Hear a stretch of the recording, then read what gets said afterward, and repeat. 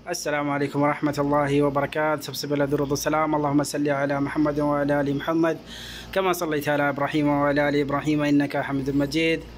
ये देखिए माशाअल्लाह ये हाजी जी आए हुए हैं मदीना मुनव्वरा इंशाअल्लाह।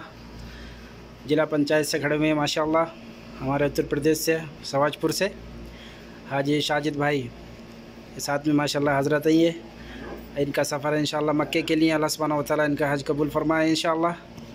ये देखिए सुभान अल्लाह।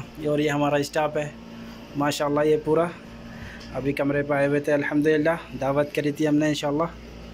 अल्लाह सुब्हानहू व तआला हम सब मुसलमान भाई को हज करने की तौफ़ीक़ अता फ़रमाए और हमें इल्म दीन पे चलने की तौफ़ीक़ अता फ़रमाए और हमें ख़ात्मा ईमान पर फ़रमाए इंशाअल्लाह।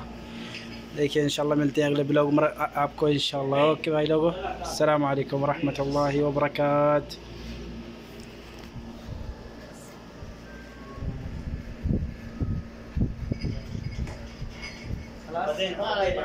Bye bye.